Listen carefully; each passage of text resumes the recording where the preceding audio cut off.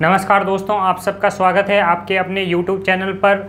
आज अपन बात करने जा रहे हैं न्यूक्लिक अम्ल की। देखिए, न्यूक्लिक अम्ल की खोज की बात करें तो एक वैज्ञानिक का नाम आता है फ्रेडरिक मिश्र।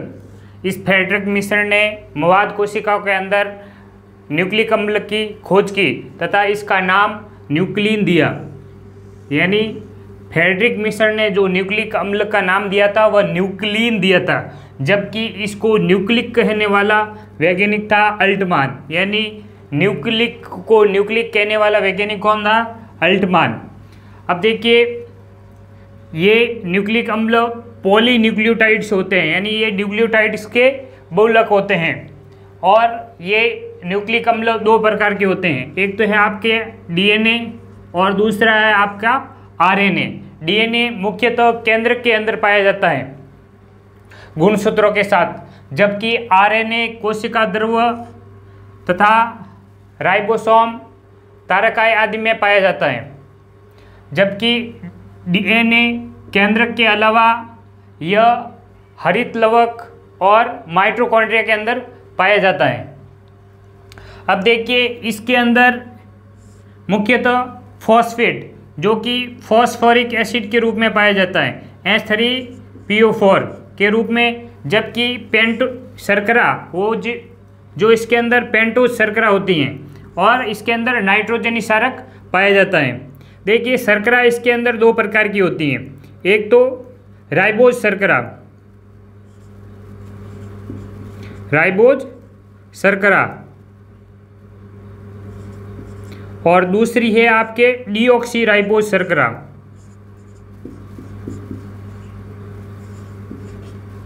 ये दो प्रकार की शर्करा पाई जाती है। नाइट्रोजनी क्षारक की बात करूं तो इसके अंदर दो प्रकार के नाइट्रोजनी क्षारक पाए जाते हैं, एक तो पाया जाता है प्यूरिन और दूसरा पाया जाता है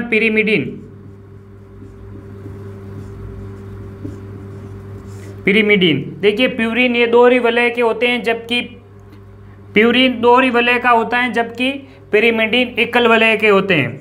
यह दोहरी वलय के होते हैं, जबकि यह एकल वलय के होते हैं। यदि मैं प्यूरिन की बात करूं तो ये प्यूरिन दो प्रकार का होता है।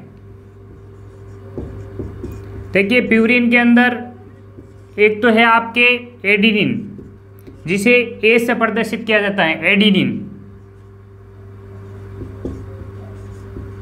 और दूसरा है आपका ग्वानिन, जिसको जी से दर्शाया जाता है, ग्वानिन। जबकि पिरिमिडिन की बात करूं तो पिरिमिडिन तीन प्रकार का होता है, एक तो है आपके साइटोसिन, जिसको सी से प्रदर्शित किया जाता है, साइटोसिन। दूसरा है आपके थाइमिन, जिसको टी से प्रदर्शित किया जाता है, और तीसरा आपका यूरेसिल, जिसे यू से प्रदर्शित किया जाता है। अब देखिए, एडिनिन और ग्वानिन ये आरएनए व डीएनए दोनों में पाए जाते हैं। डीएनए व आरएनए दोनों के अंदर ये नाइट्रोजनी क्षारक पाया जाता है। जबकि यदि मैं पिरिमिडिन नाइट्रोजनी क्षारक की बात करूं तो डीएनए के अंदर साइटोसिन व थाइमिन डीएनए के अंदर पाए जाते हैं, जबकि आरएनए की बात करूं तो थाइमिन की जगह यूरेसिल ये पाया जाता है किसके अंदर? आरएनए के अंदर। आरएनए के अंदर थाइमिन की जगह यूरेसिल पाया जाता है।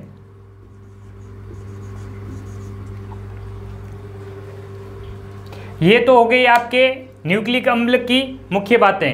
अब अपन बात करते हैं आगे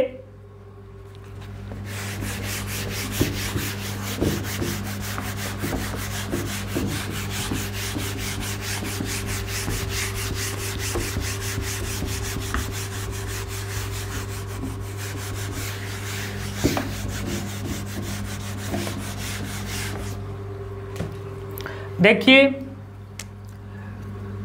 न्यूक्लिक अम्ल के अंदर एक तो पाया जाता है आपके फॉस्फेट समूह,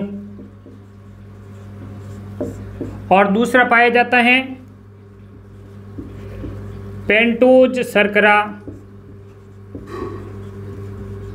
और तीसरा पाया जाता है आपके नाइट्रोजनी क्षारक।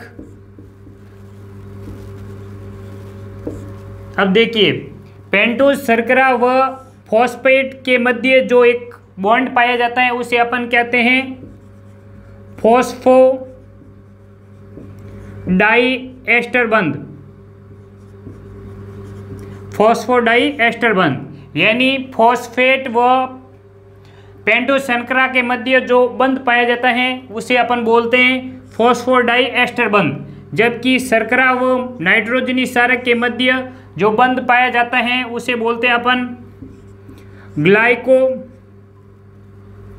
ग्लाइकोसिडिक बंध, ग्लाइकोसाइडिक बंध। जबकि दो नाइट्रोजनी क्षारक के मध्य हाइड्रोजन बंध पाया जाता है, यानी दो नाइट्रोजनी क्षारक के मध्य, जैसे मैं बात करूं एडिनिन तथा थाइमिन के मध्य दो हाइड्रोजन बंध पाए जाते हैं।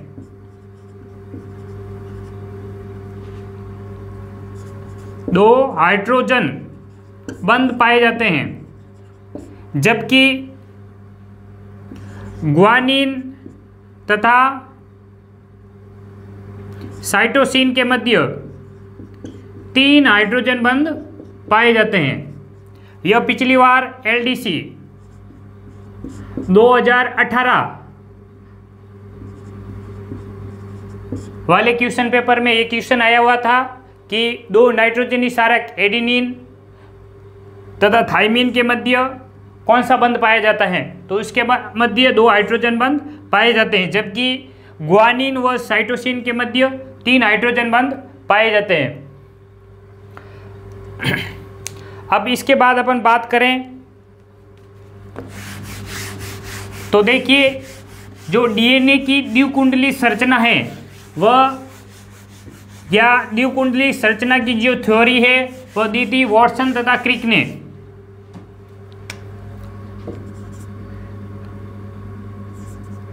DNA का द्विकुंडलित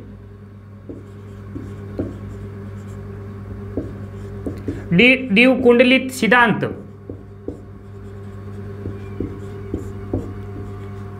वाटसन तथा क्रिक ने दिया था। इन्होंने ई कोलाई जीवाणु पर कार्य करते हुए यह सिद्धांत दिया, और इस सिद्धांत की मुख्य बातें हैं। देखिए, इन्होंने कहा था DNA है वह कोशिका का, DNA कोशिका का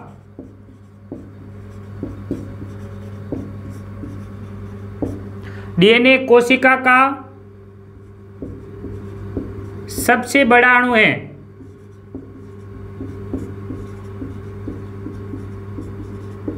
यानी वॉटसन क्रिक ने कहा DNA है वह कोशिका का सबसे बड़ा अणु है, तथा DNA ऋणावेशित होता है।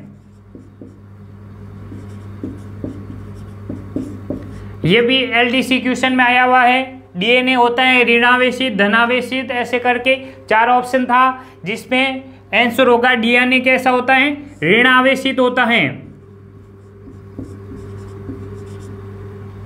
और देखिए, जो DNA है उसकी जो आणविक संरचना है वह 3D यानी त्रिआयामी संरचना होती है। 3D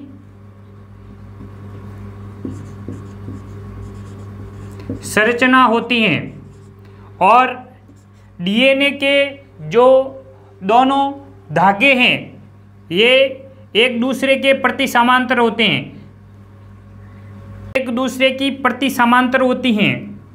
यानी DNA की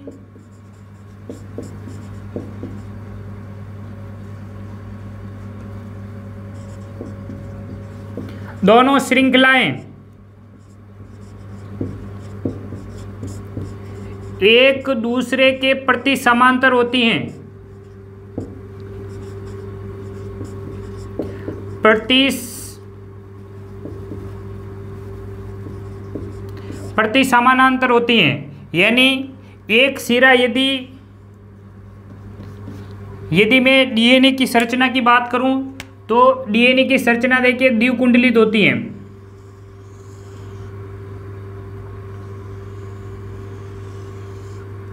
अब देखिए मान लो इसका एक श्रृंखला 5' है तो दूसरी श्रृंखला 3' होगी।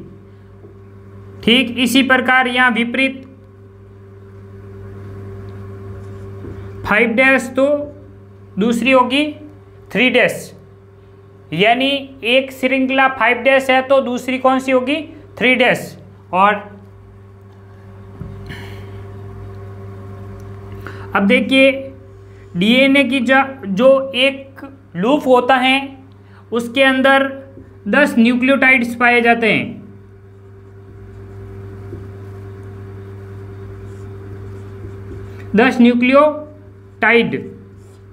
ये 10 न्यूक्लियोटाइड्स पाए जाते हैं और जो इसकी लंबाई होती है एक लूप की वह होती है 34 एंगस्ट्रॉन। जबकि दो न्यूक्लियोटाइड्स के मध्य दूरी होती है आपके 3.4 एंगस्ट्रॉन। दो न्यूक्लियोटाइड्स के मध्य दूरी 3.4 एंगस्ट्रॉन। जबकि मैं इसके व्यास की बात करूं या इसके चौड़ाई की बात करूं, जो डीएनए की चौड़ाई है वह है आपके 20 एंगस्ट्रॉन।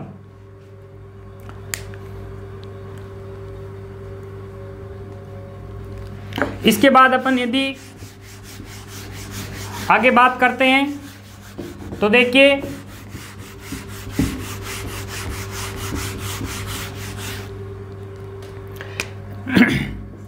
आपके प्रोकैरियोटिक कोशिका के अंदर यह रेखित डीएनए पाया जाता है। जो आपके प्रोकैरियोटिक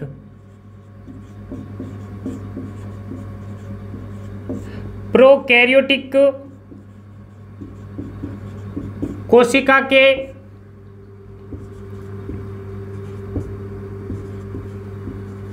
अंदर रेखित डीएनए पाया जाता है।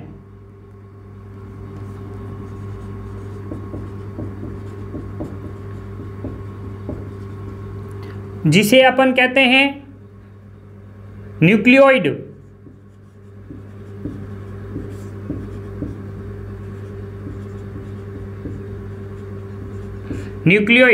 या इसे अपन कहते हैं केंद्रकाभ। यानी प्रोकैरियोटिक कोशिका के अंदर जो डीएनए पाया जाता है वह रेखित डीएनए होता है। इसे अपन कहते हैं न्यूक्लियोइड या केंद्रकाभ।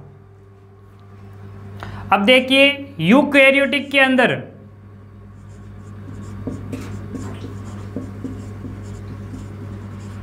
यूकैरियोटिक कोशिका के अंदर ये केंद्र के अंदर यूकैरियोटिक कोशिका के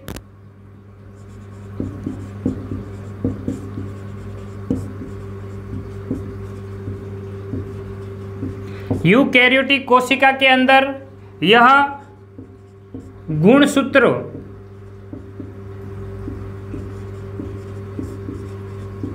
के साथ पाया जाता है।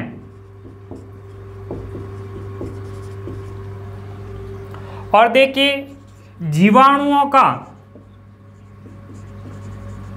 जो प्लाज्मिड होता है उसके अंदर वृत्ताकार डीएनए पाया जाता है।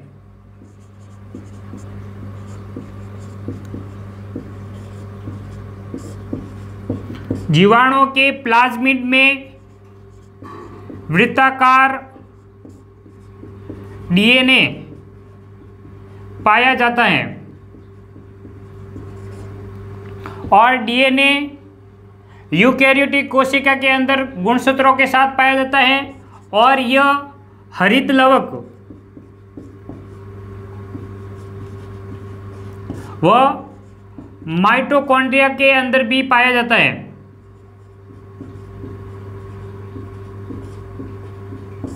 माइटोकॉन्ड्रिया के अंदर भी पाया जाता है। और देखिए एक वायरस है फाई 174 जिसके अंदर 5338 न्यूक्लियोटाइड पाए जाते हैं।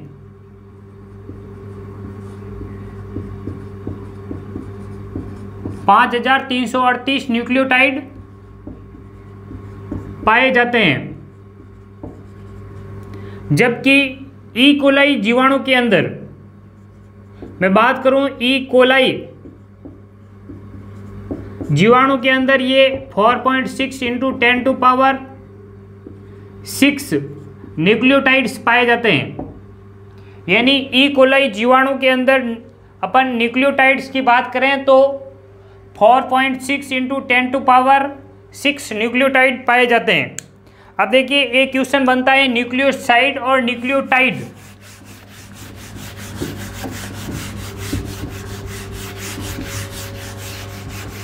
देखिए न्यूक्लियोसाइड, यदि मैं शर्करा व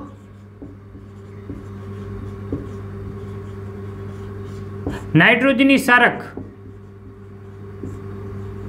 इनको न्यूक्लियोसाइड कहा जाता है।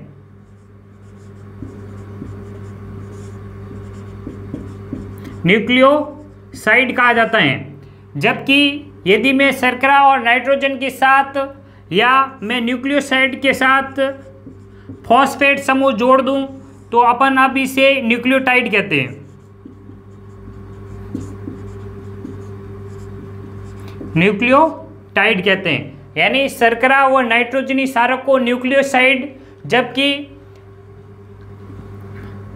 फॉस्फेट समूह, शर्करा और नाइट्रोजनी क्षारक, इन तीनों को न्यूक्लियोटाइड कहा जाता है। आज के लिए इतना ही। इसके बाद अपन बात करेंगे आरएनए की। जय हिंद, जय